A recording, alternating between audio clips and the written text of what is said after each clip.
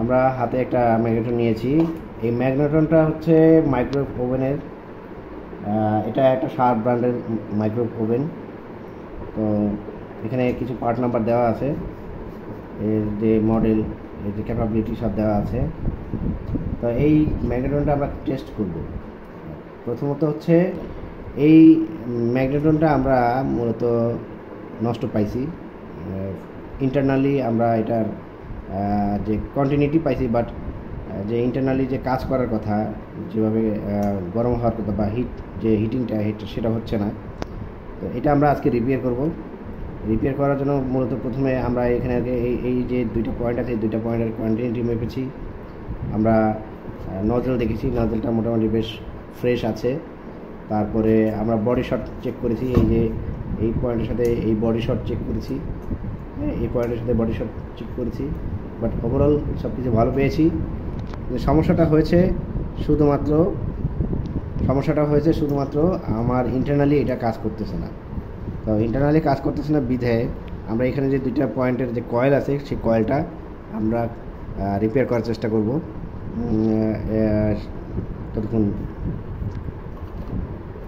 দেখতে থাকুন।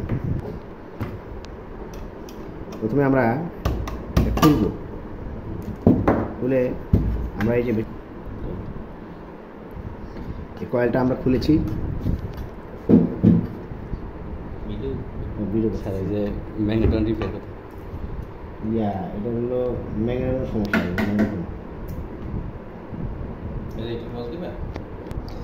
ম্যাগনেটনটা আমরা খুলেছি। ম্যাগনেটন খুলে আমরা এই যে দুই প্রান্ত, এই এক প্রান্ত এবং এই এক প্রান্ত, এর সাথে এই যে কয়েলগুলো আছে, কয়েলটা একটা ম্যাগনেটের একটা অংশ আছে।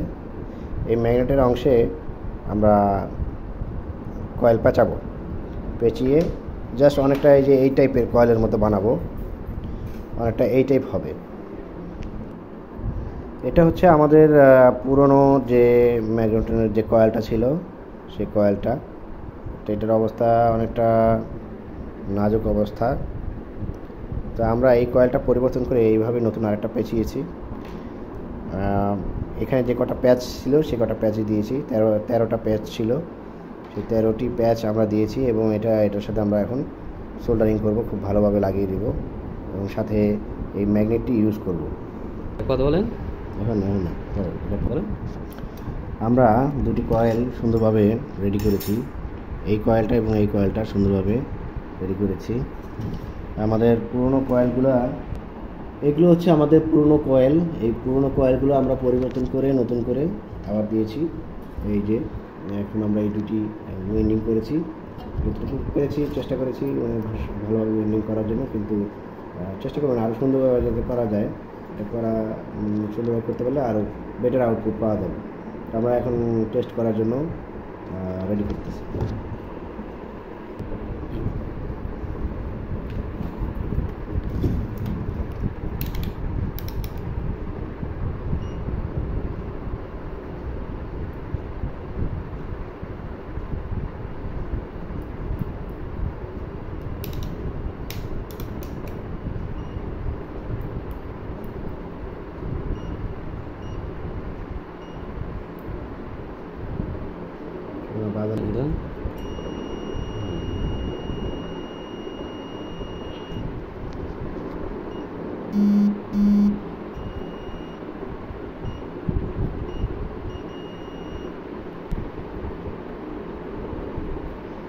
আমরা বডি শট দেখলাম, বডি শট আছে কিনা সেটা দেখলাম, সেটা আলাদা করে দেখা।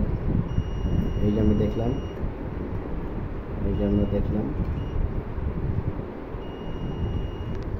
বডি শট দেখুন। আমরা দেখবো বডি শট আছে কিনা।